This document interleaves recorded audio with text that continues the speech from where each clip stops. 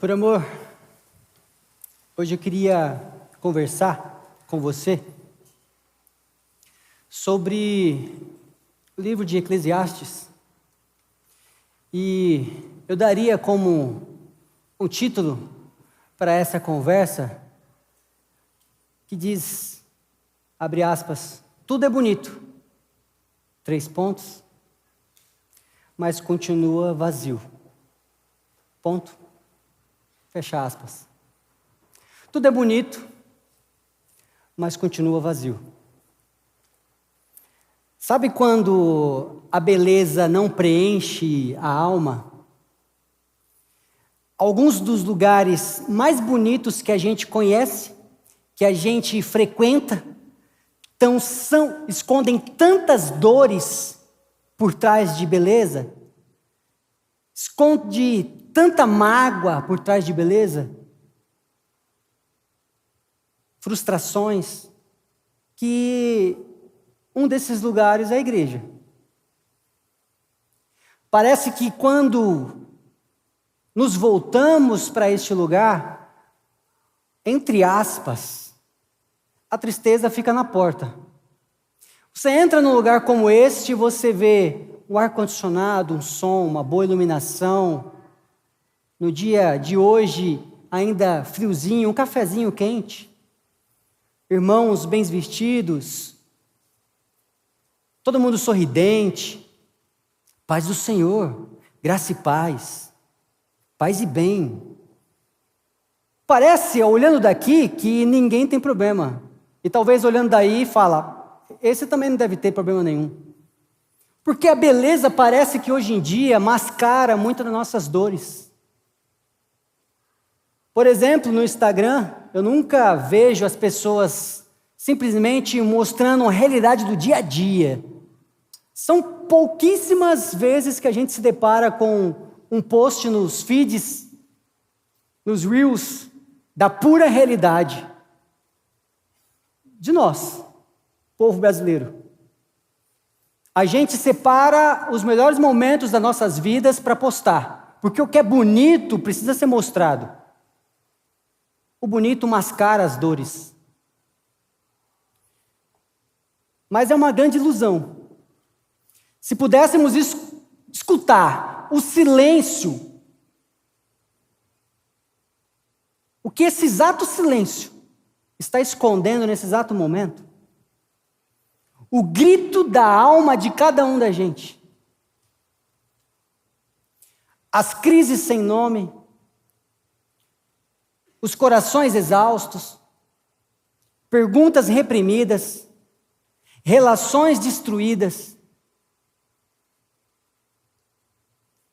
brigas dentro da própria casa, onde alguns não se falam mais. Mas como o lugar é bonito, a gente se cala diante dele e a gente se coloca bonito porque o lugar parece que pede isso. Gente bonita por fora, ruínas por dentro. Tudo é bonito, mas continua vazio. Essa beleza se baseia em uma camada superficial. Ela encobre as nossas dores, as nossas frustrações, os vazios, as crises, e ninguém ousa mostrar. Porque se eu realmente me mostrasse para vocês, ou se você se mostrasse para mim, talvez a gente não estaria aqui. Talvez a gente não se ouviria. Porque a gente precisa de uma performance boa. De uma vida que aparenta-se boa. A gente precisa disso. É impressionante como o que é exemplo em uma coisa que erra deixa de ser exemplo.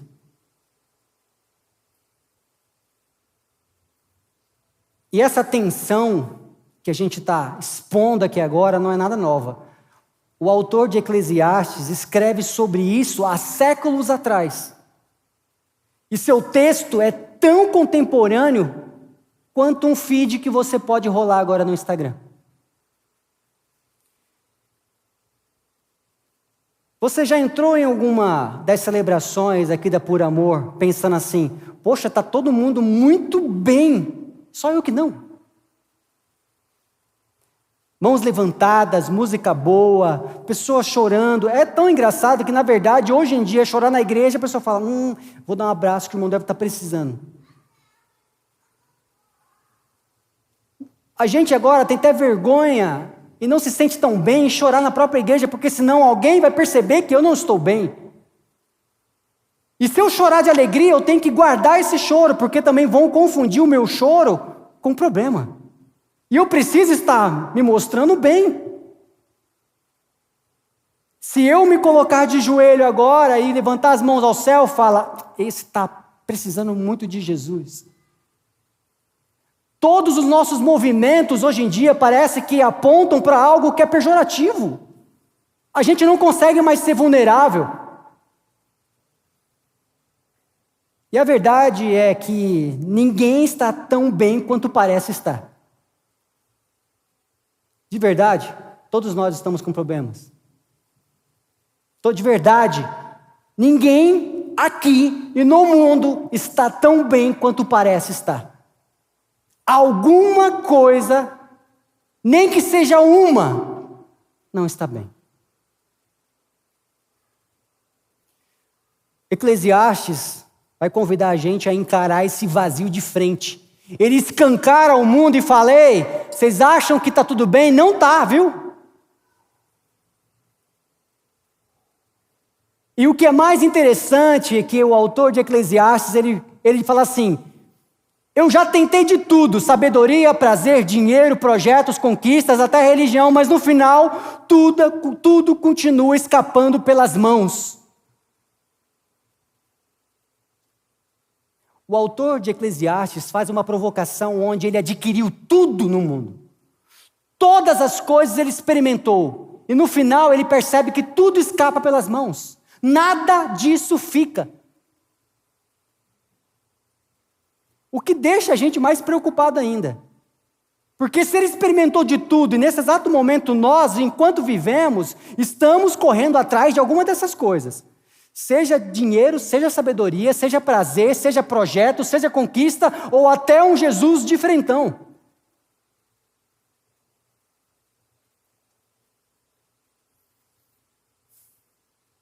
O mundo gira e a gente muda, estuda, se faz, se refaz e continua vazio.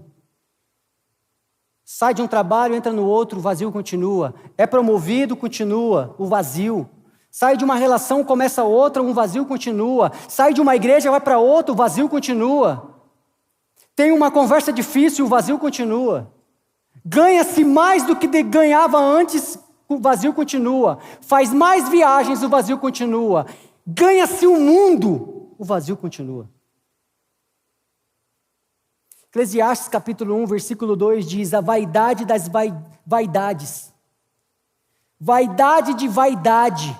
Tudo, absolutamente tudo isso é vaidade. A palavra vaidade aqui em hebraico faz uma referência a fumaça, vapor, aquilo que não se segura. Então quando ele diz, e ele diz no texto mais de 30 vezes, ou seja, ele afirma e reafirma,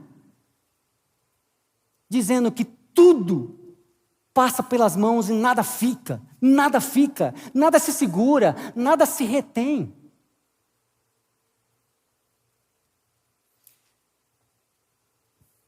Jacques Ellul define essa palavra vaidade da seguinte forma: uma vida que passa, escute isso, uma vida que passa sem deixar marca.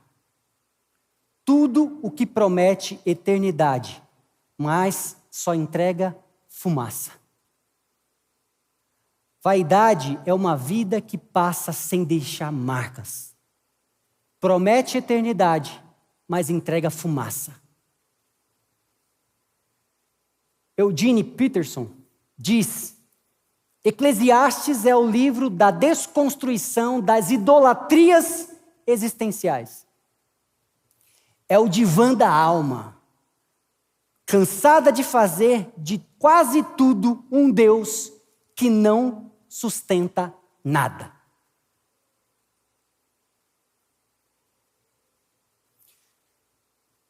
O autor de Eclesiastes, e aqui eu vou citar alguns versículos de Eclesiastes, pulando alguns deles. Versículo 4: uma geração vai, a outra geração vem, mas a terra permanece para sempre. Versículo 8: todas as coisas são canseiras, tais que ninguém as pode exprimir. Os olhos não se fartam de ver, nem se enchem os ouvidos de ouvir. Versículo 9: não há, pois, nada novo debaixo do sol. Versículo 11: não há lembrança das coisas que se procederam. A gente corre, a gente entrega, a gente consome, a gente conquista, mas no fundo continua sentindo que falta algo. A gente não se completa.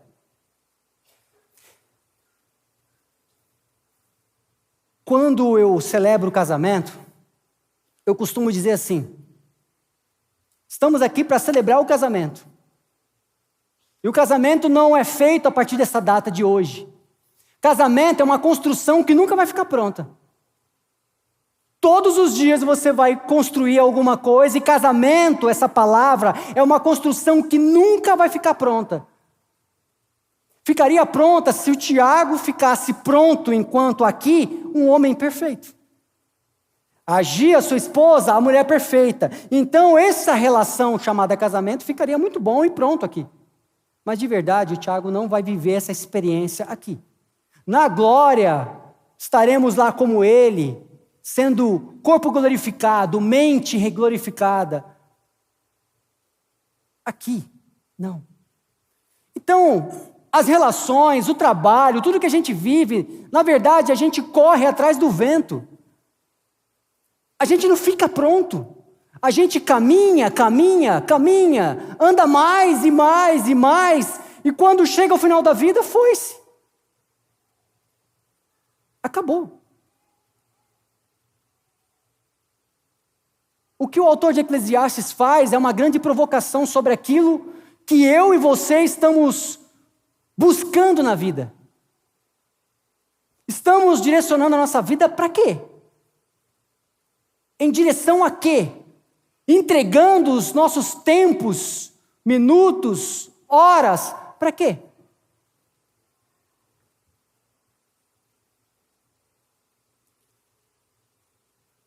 Ele descreve que geração vai e vem, e que debaixo do sol não há absolutamente nada de novo. Nada de novo. E tudo vai se repetindo. A grande questão é quando essas partes das nossas vidas, elas se tornam o propósito da vida. O problema não é o trabalho. O problema não é o amor, as relações, não é o sucesso. O problema é quando a gente começa a tratar essas partes das nossas vidas como se fossem o propósito da nossa vida, da nossa existência. A gente pega um pedaço da nossa vida e transforma no todo. O trabalho vira identidade. O casamento vira a razão da felicidade. O reconhecimento vira régua de valor. A produtividade vira o sentido de se existir. E quando isso acontece, a alma perde-se. Você deixa de ser você. Se tirássemos de você, de todos nós, o status que tem, os títulos, as habilidades, quem você seria? Se eu paro vocês aqui e pergunto, quem é você? Provavelmente você vai dizer, sou a minha profissão. Vai dizer a profissão. Vai dizer o que faz. Vai dizer o que faz. A gente é assim. E depois que você não conseguir mais fazer o que faz? Quem você é? Quem é você quando não tem ninguém assistindo, vendo, aplaudindo? Quando você não está no púlpito, Tiago, quem é você?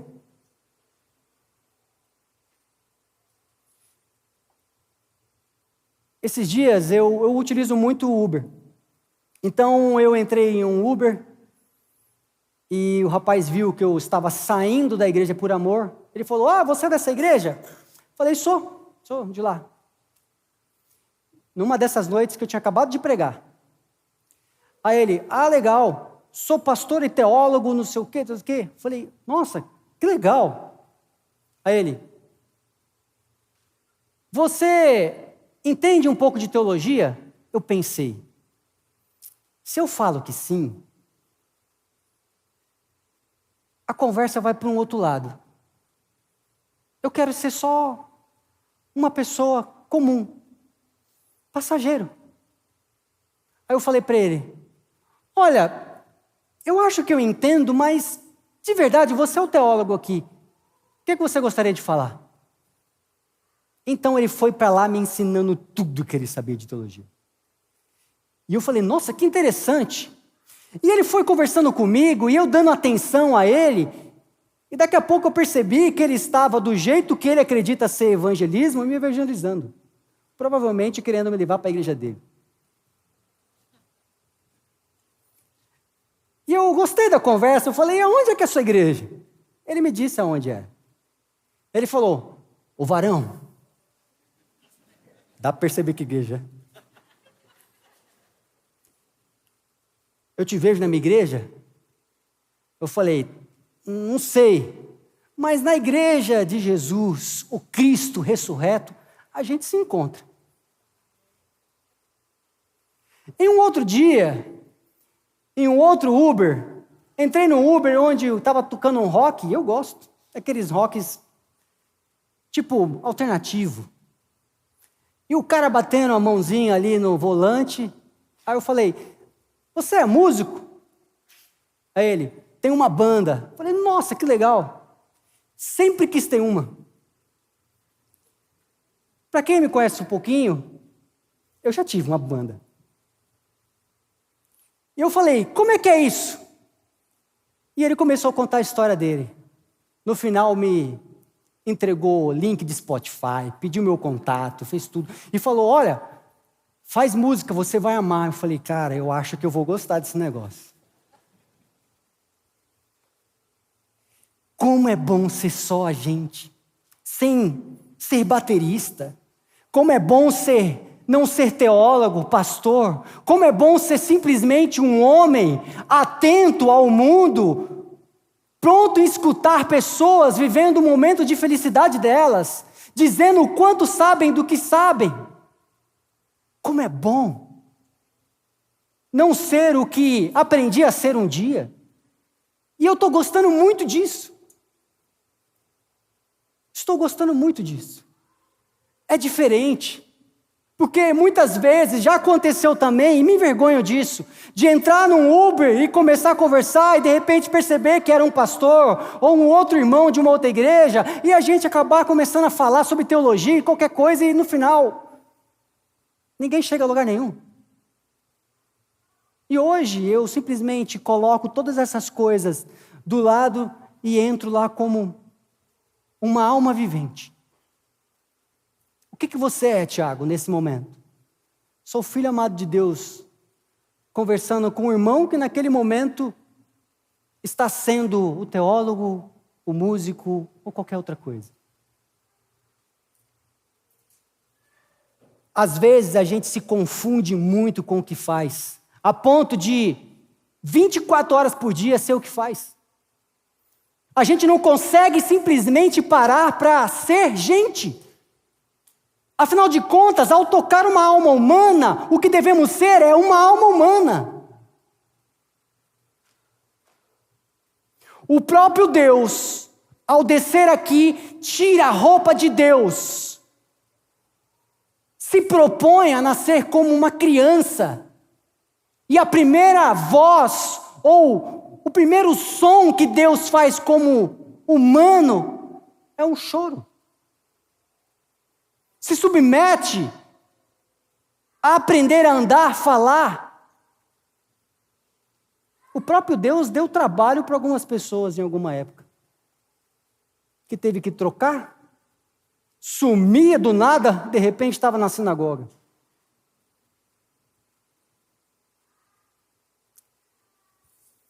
Em Eclesiastes 1,14 diz: atentai para as obras que se fazem debaixo do sol.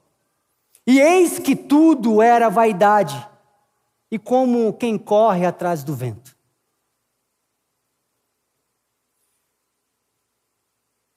O problema não são as coisas que a gente faz.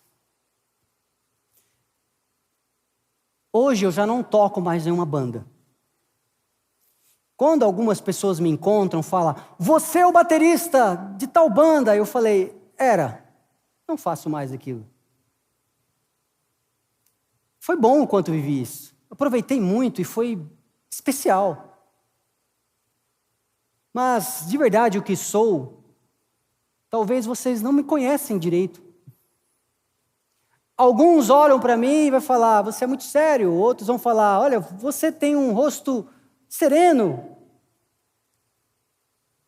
E eu sou o cara que toca música para minha esposa dar risada enquanto eu tento dançar.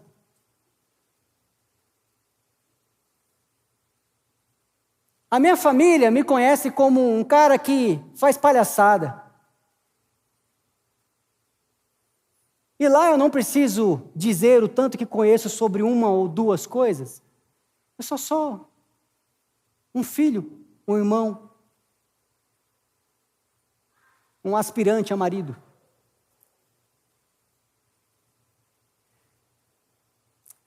O coração humano, ele é uma fábrica de ídolos. E o livro de Eclesiastes, ele aponta para a desconstrução das idolatrias existenciais. Se eu deixasse de ser tudo que sou, tudo que faço, se eu deixasse de ser tudo que faço, vocês me aceitariam ainda?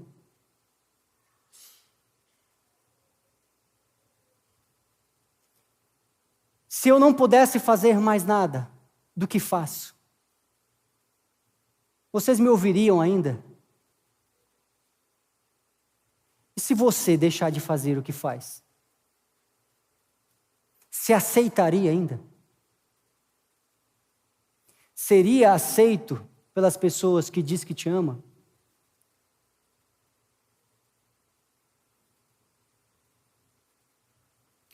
Todo ídolo cobra muito, entrega pouco. O sucesso, escute isso, o sucesso exige seu tempo e te dá ansiedade. A beleza exige sua imagem e te devolve insegurança. O reconhecimento exige seu esforço e te devolve dependência. A religião exige a sua performance e sem a graça te devolve culpa. O que a gente faz então diante de tudo isso? Eclesiastes aponta para: não viva mais do mesmo jeito.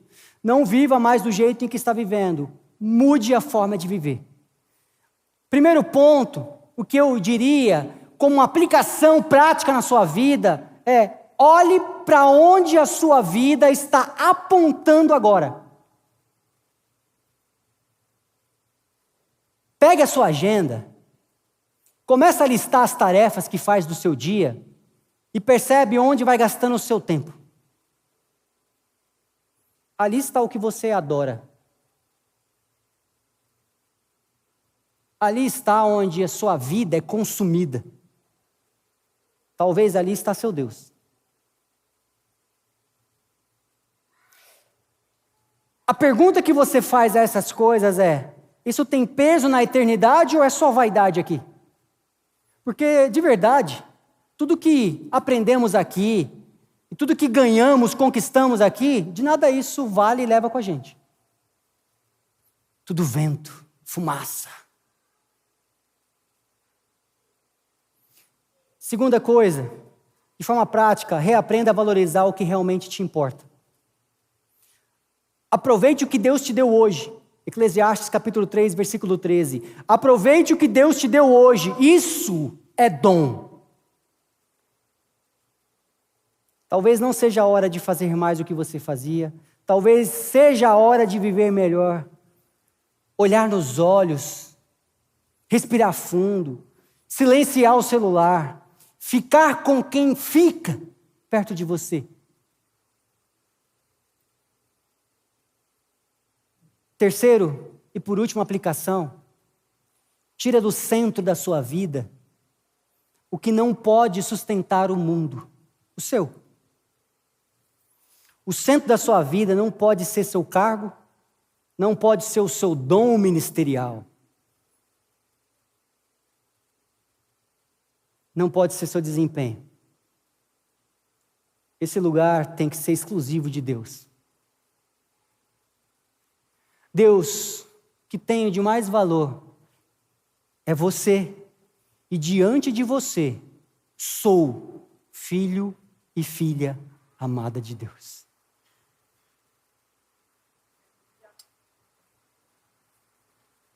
Se tirássemos todas as nossas habilidades, neste auditório estaríamos entre filhos e filhas de Deus.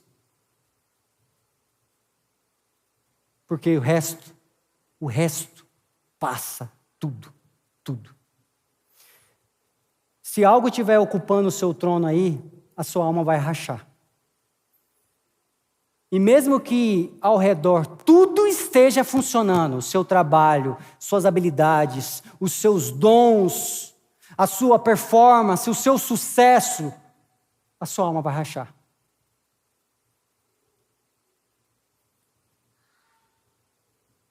Para terminar, se tudo passa, o que não pode passar despercebido, Eclesiastes capítulo 2, versículo 1. Lembra-te do teu Criador nos dias da tua mocidade. Antes que a vida se torne um ruído, antes que a rotina tome conta da sua vida, antes que o coração se acostume ao vazio existencial que você sente, lembre-se, porque Deus não te criou para correr atrás de ventos, mas para caminhar sobre o sopro do Espírito Santo.